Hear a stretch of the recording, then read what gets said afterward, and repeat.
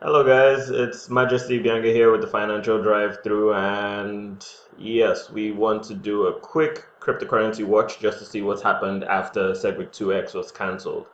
Here I'm on CoinMarketCap. We can see Bitcoin is down by 3.91%, but to be honest, that's actually not so bad. We've actually seen Bitcoin sustain 7K and above since yesterday. Everybody actually thought that there would be too much market volatility and everybody would sell, but somehow we've actually held on. We can see if we're looking down, all the altcoins seem to be booming. I mean, NEO is up 22%, IOTA is up 32%. I mean, there's some ridiculous percentages that are happening right now. So we can see a lot of money is flowing, both into the system and from Bitcoin actually. I'm pleased to see this. I'm pleased to see that people are still holding. Yeah, the altcoin market seems to be back in the game again. Lisk is up 25. Wow. BitConnect. So the thing, BitConnect is sort of tied to the Bitcoin market. So you can see a minus 3.91 here, and BitConnect 2 also experienced a slight dip. But I mean, that's not bad. BitConnect is still $274 per coin, which is good. And I mean, oh wow, 40%, 41%. This is ridiculous. 41% for Vertcoin. So basically, alts are back in business, right? This is one of the things that happened once the fork was cancelled. You can see the headlines. Headlines are Bitcoin price remains above 7,200 despite the sell-off of B2X expecting investors.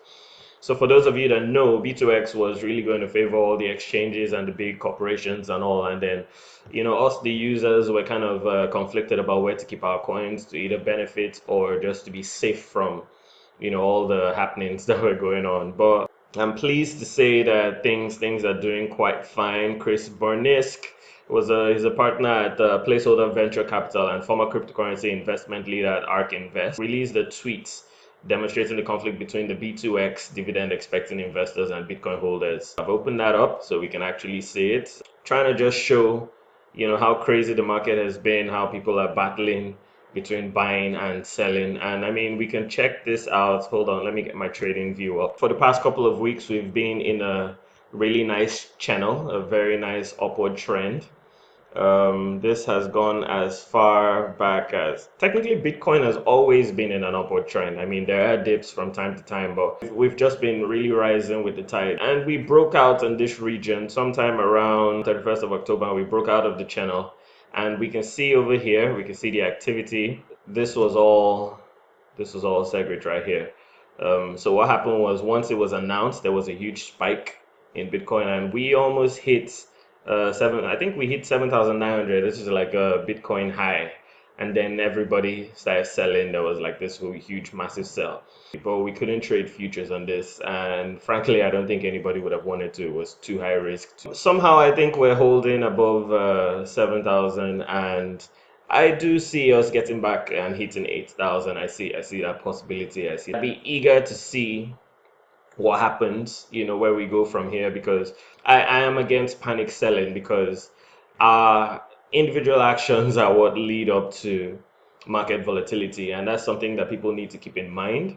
So personally, I've moved my coins off an exchange because I was also hoping to benefit from the B2X fork. I was hoping to, so I kept my coins on, some of my coins anyways, kept some of my coins on Heap BTC, and I was going to push for that. It's really, really interesting seeing what's happening. The altcoin market is booming again because a lot of people are now diversifying funds back into alts, seeing as basically there's a lot of uncertainty with Bitcoin right now. But still, I'm very, very pleased to see that the community is holding strong. I'm eager to see where we go from here, and I do think we can break 8,000. It's a decent sign. I expected it to be much worse. I expected us to dip back into the channel, and I'm happy to see we haven't gone that far. So I'm optimistic. So now on to ICOs. Let's take Western coin, shall we? I'm up about $8.77 here. I'm going to convert that into Western coin. And basically, I'm going to build up and see if I can do another lend. So there was just one issue. Western coin is moving very, very well, in my opinion. There's only one thing that I have a problem with, and that is this inflated price. Apparently, it is not really, really valued at 3.7290 right now. If you go to the exchange, you would see there have been a few. There's been a few changes on their part. Well, not changes. I think this has always been there. I just noticed it a bit late. But I mean, if you are buying or selling, you're going to be doing that at less than $3. I think this is about $2 and all. So they make it look like you're getting major value when you do a lend, but not really, because if you try to sell these coins, you're getting less than what this price here would give you. So, I mean, this is the only problem with the Western coin. I have no major issues with this because I started this with, I bought into this ICO with just $50. And I'm pleased to say I've more than gotten out my initial investment and then some. And I mean, I still have this running, so that's fine by me. Bitcoin payments are actually working out fine. The transactions are coming in and going out smoothly. There's no issue except for this. But I mean, I still can't help but feel a bit manipulated when I see that price because we want more transparency in everything that we do. So Western Coin, I still like you guys, but you guys need to get your act together.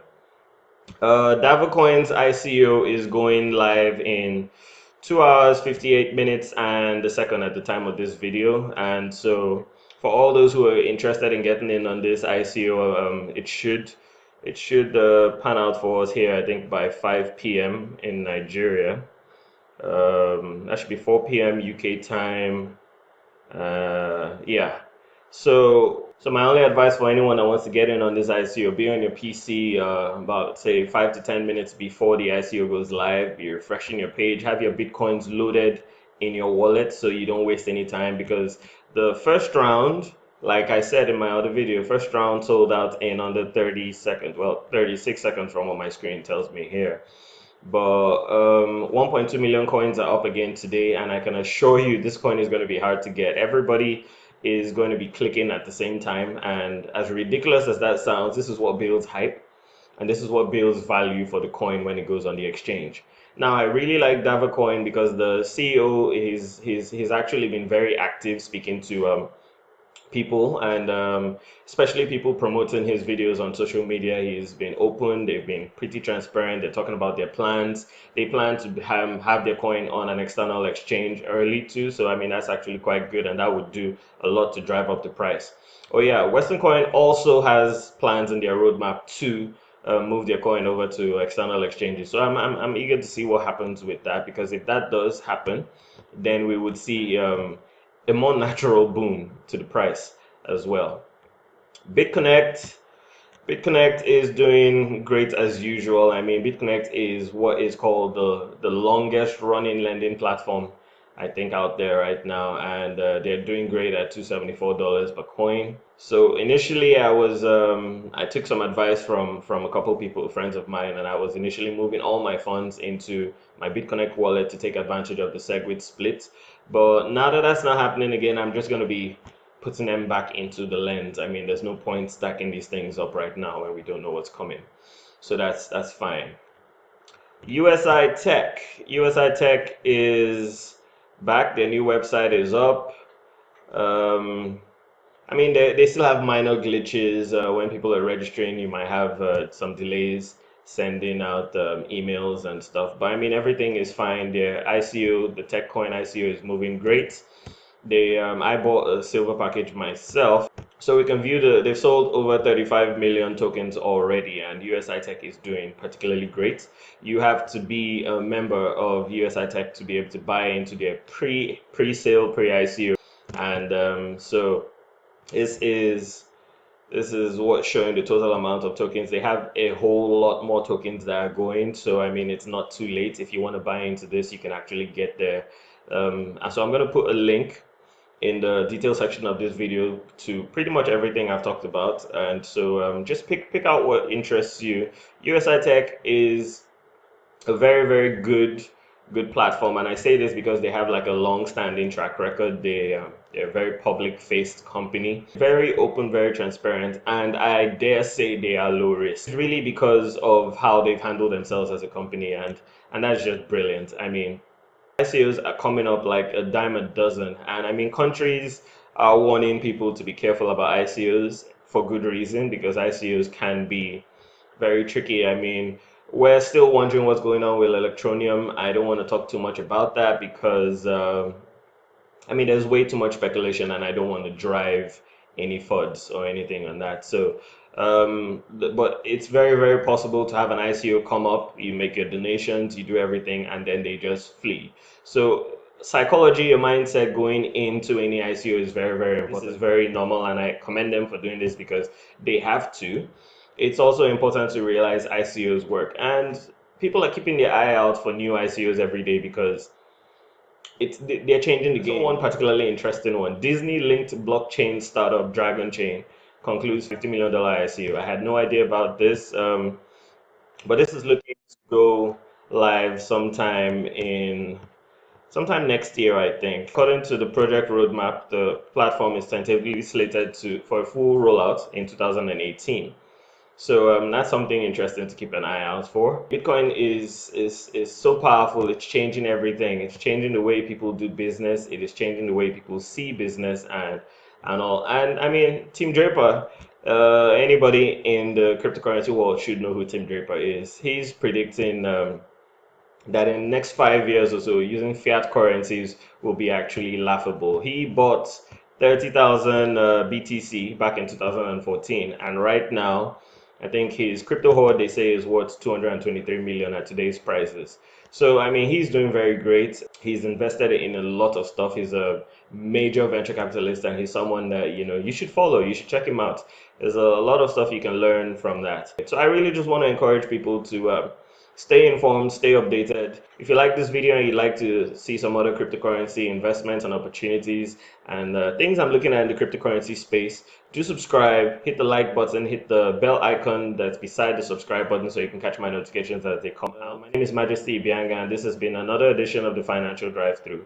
Thank you.